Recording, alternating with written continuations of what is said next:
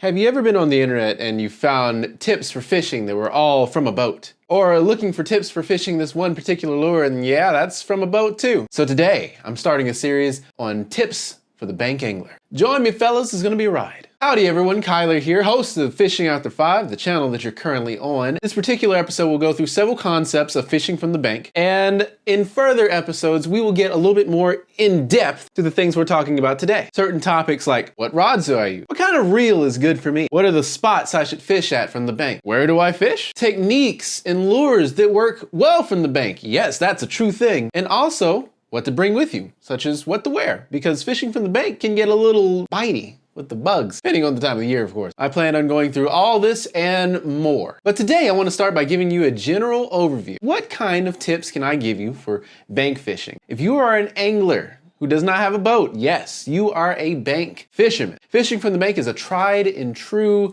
old style fishing, and most of us, believe it or not, do it. First place you want to start off with when you're learning how to fish or you're just now getting into the world of fishing is going to be a rod and a reel. A lot of times this can be bought in a combo. You can buy them individually. Sometimes I recommend that. Sometimes I think a combo is a good thing. If you're going to take this fishing thing far, like you want to really learn how to fish, I do recommend getting quality equipment. Yes, the $10 Walmart combo will indeed work with you for a time, but as far as the longevity of the equipment that you have, spending a little more is good. Next, that brings us to how much you should spend on your fishing equipment. Well, it's actually really hard to answer something like that. The sky is the limit as far as how much you can spend on fishing equipment, how much you can spend on reels, how much you can spend on rods, line, you name it. There are many different factors, all of which cater to a certain style of fishing. However, if I was just talking to myself, I had to learn all of these things through trial and error. And I would tell myself to get a medium heavy fishing rod and a quality spinning reel. No, I would not start out with a bait caster, and there's a lot of reasons why. One of those reasons is for a complete beginner, a bait caster is tough to use. A spinning rod provides ease of use, provides reliability, and it also provides, it's not gonna blow up as much. It can. So assuming you're not a complete beginner, you know what you're doing in this fishing game already, let me show you some of the equipment that I use personally. As I'm sure you've seen in my videos, I'm using the same setup 99% of the time, and that is this. Oh gosh, okay, that's a little tough to do. My office is not that big. This is a medium heavy fishing rod. It's actually a rod by Sport. They're from Amazon. I really like the company, and it makes pretty good rods. And the reel is a Daiwa Tatula Type R. This is a 7.3 ratio. That means for every turn of the handle, the spool turns 7.3 times. It's quite fast in the realm of reels, but there are faster ones out there. Now, a combo like this, especially the Type R is about, what, $150 at this point? And this is about a $60 or $70 fishing rod. Do you need something that expensive? No, not at all. But like I said, sky's the limit. I personally like to get things that would last me a very long time, as I'm not a guy that likes to replace things. As a whole lot. As far as my spinning reel outfit, I have a 7-foot medium. This is my Daiwa RG right here. And this is also another Sport rod. And as you've seen before, I don't really change a whole lot from those setups.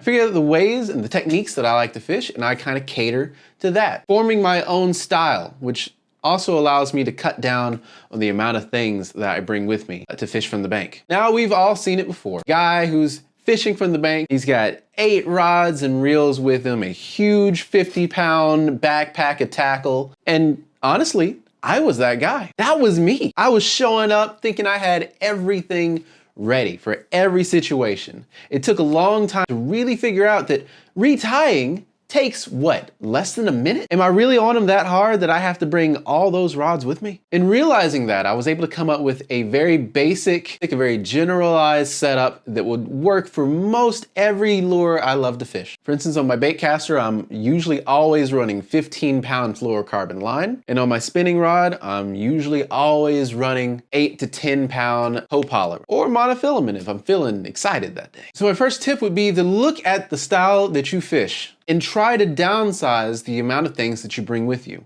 Less rods that you're bringing with you is less stuff that you're carrying around, and that's more time you'll be able to spend simply fishing. Also, the more you dance around with lures, the less experience you gain with any single one. Not that I advocate using one lure all the time. That's not necessarily the thing that's gonna work, but gaining confidence is a prime way to get better at fishing.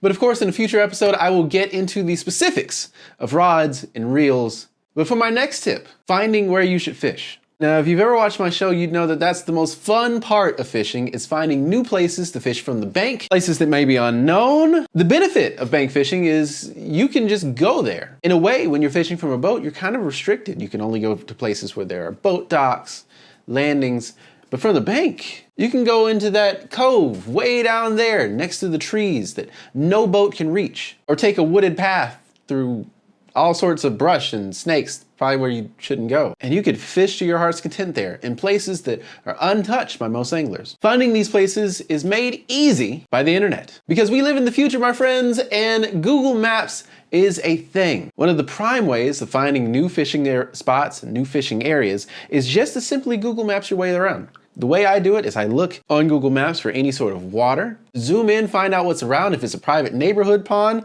sometimes I don't go, but nobody's kicked me out yet, so hey. You can also find local fishing spots in your city's Parks and Rec website. Yeah, Parks and Rec is a whole thing. But keep in mind one thing, something that I wish I had known when I first started. When you find that new place, never live and die in the same spot. And by that, I mean don't pick one spot to fish in that new fishing area and just stay there the whole day. If you're not catching anything, move around. It's always a good idea to pick up and go. Now, figuring out when to leave a certain spot, that's tough because sometimes you can get trapped. Getting like a single bite in one area makes you want to stay there and fish it over and over again. Next thing you know, you've got 2 hours down, you're still in the same spot and you've still only had that one bite. It is okay to pick up and move. And while filling out a new spot, it's always great to look for structure. If you're bass fishing, keep in mind that bass love to stay around objects, things in the water. You find things, you find bass. So for this next part, you may wonder, Kyler, how do you bring your gear with you? Remember how I spoke about a 50-pound backpack full of tackle? Well, you can downsize that. This is what I use. Well, let's put that back.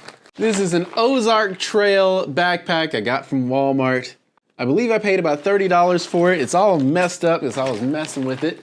And as you can see, it holds all of my camera equipment, all of the tackle that I use, my gear. Of course, everything in here I will detail out in a future video. But how I bring my tackle is this way. I used to bring with me Ziploc bag on Ziploc bag on even more Ziploc bag of tackle. And I'd keep it all in my backpack. Soft plastics are terrible with this. And then I discovered a really nifty trick. Something that has saved so much space in my backpack. I'm gonna let you in on it. Ha ha! Okay, so in here, I have craws. It's a bunch of craws. Hopefully they don't fall out. This is a Plano 36 something. This is a Plano, I believe 3601. I'll link it in the description below because that may be the wrong number. But I've done the same for worms as well.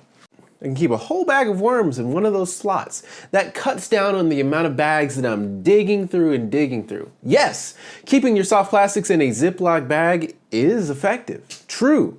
However, when you're digging through them, you're wasting time, and then you have to put them back, and by the time you've done all that, you might have caught a fish. I don't know. But this is just an easier way for me to keep them. Hopefully that helps you a little bit too.